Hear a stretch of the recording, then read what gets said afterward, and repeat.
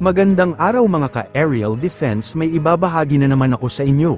Dahil ngayong araw na ito ay may pag-uusapan tayo tungkol sa depensa, Pilipinas magpapadala din ng barkong pandigma sa West Philippine Sea, isinasaalang-alang ng militar ang iba't ibang opsyon sa pagharap sa lumalaking pagiging agresibo ng China sa dagat, kabilang ang paglalagay ng mga naval asset o barkong pandigma ng Philippine Navy sa mga partikular na lugar tulad ng Panatag Shoal, kung saan dalawang barko ng China ang nagsalpukan matapos ma-outmaneuver ng Philippine Coast Guard vessel na kanilang hinaharas, sinabi ni Armed Forces of the Philippines Chief General Romeo Bronner Jr.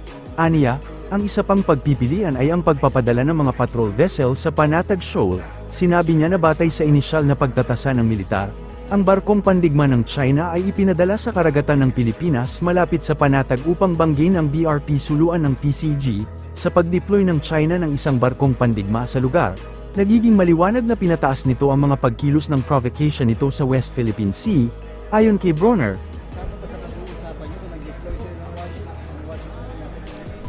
Kasama yon sa mga options natin. Marami po tayo mga options na pwedeng gawin. At isang option rin natin ay magkaroon tayo ng joint sale kasama yung mga kaalyado natin. So, alalahanin po natin na hindi lang tayo nag-iisa dito sa rehyong ito. No? We have other players in the region. So, we may come together to act against these aggressive actions by China. Well, tingnan natin po. Kakausapin natin yung mga partners natin, kakausapin din natin yung Coast Guard dito. No? It will be a whole of nation approach na gagawin natin. Hindi lamang po action ng Coast Guard or ng action ng AFP, but it will be a whole of nation action. Well, okay, may mga contingencies tayo. May mga contingency plan tayo kung may nangyaring namatay or kung inabutan yung Coast Guard natin ng PLA Navy, may mga actions tayong gagawin. So very clear sa ating mga tropa at sa ating mga Coast Guard ang gagawin nila. We follow the rules of engagement, no? At ang sabi dun sa rules of engagement is that we have the right to defend ourselves. So wala pa naman. May mga requirements kasi yung MDT. Nilinaw ng tagapagsalita ng Philippine Navy para sa West Philippine Sea na si Rear Admiral Roy Vincent Trinidad, na ang lahat ng aktibidad at operasyon ng militar ay dapat saklaw ng rules of engagement at hindi pinapayagan ng paggamit ng puwersa maliban kung para sa pagtatanggol sa sarili. Sinabi ni Trinidad na ang People's Liberation Army Navy ay nagsasagawa ng mapilit at agresibong aksyon sa mahabang panahon. Ngunit ang tugon ng AFP ay palaging nasa loob ng mga hangganan ng internasyonal na batas. Binigyang diin din ni Trinidad na ang Philippine Navy ay hindi kailanman lumiban sa Kalayaan Island Group kung saan aktibo rin itong nagsasagawa ng iba pang aktibidad at operasyon. Sa Banggaan noong nakaraang Lunes, sinabi ni Trinidad na dalawa sa mga capital ship ng Philippine Navy ang nagsasagawa ng kani-kanilang maritime surface patrol sa West Philippine Sea. Warships of the PLA have been conducting coercive and aggressive actions in the West Philippine Sea for the past 20 or so years. It is not the first time a PLA Navy warship has been monitored conducting this type of illegal actions. Nevertheless, the armed forces, the Philippine Navy, Air Force, the Army, all our actions will always be within the bounds of international law. In the event of any untoward incidents, it will not come from the Philippine Navy, the Air Force, or the Army.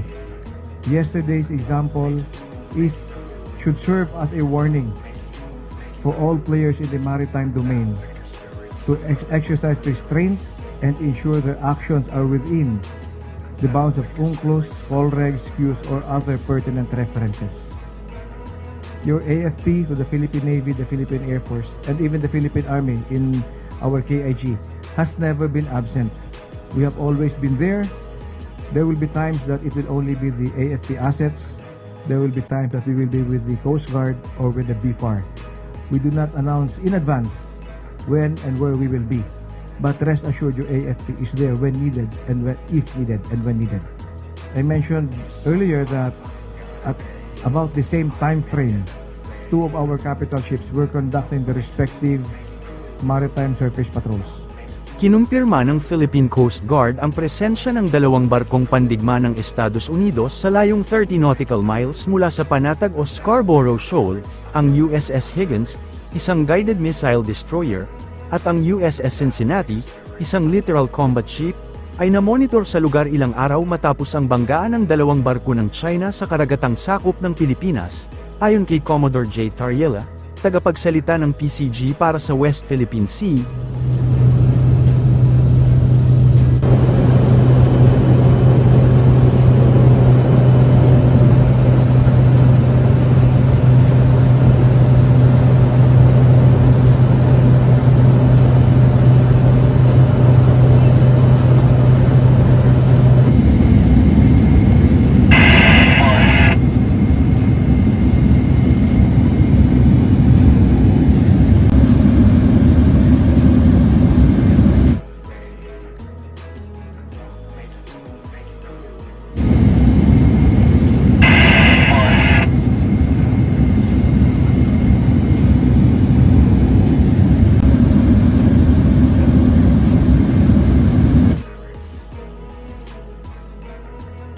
Ang presensya ng mga barko ng US ay naganap kasunod ng insidente noong ika-11 ng Agosto kung saan ang China Coast Guard vessel ay bumangga sa isang barkong pandigma ng People's Liberation Army Navy, habang hinahabol ang barkong PCG na BRP Suluan, na batid na ang Panatag Shoal, kilala rin bilang Baho de Masinloc, ay isang bahura na matatagpuan sa loob ng 200 nautical mile exclusive economic zone ng Pilipinas.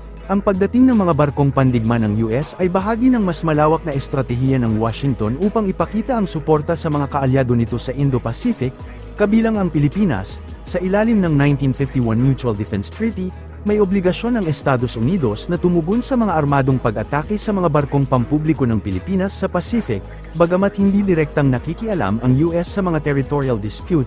Ang kanilang presensya ay itinuturing na mensahe ng pagpapanatili ng kalayaan sa paglalayag at paggalang sa international law.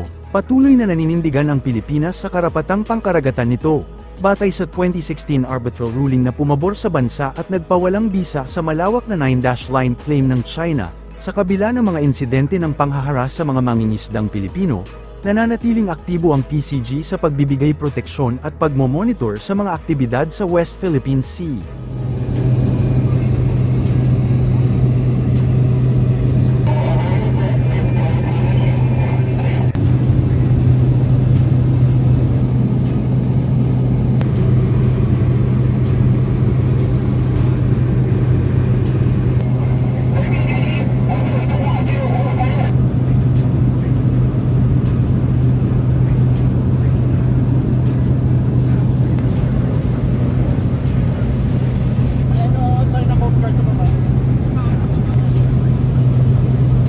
Para sa mas madaming update tungkol sa ating depensa, paki-follow at like muna ng aming page na nasa description na ang link.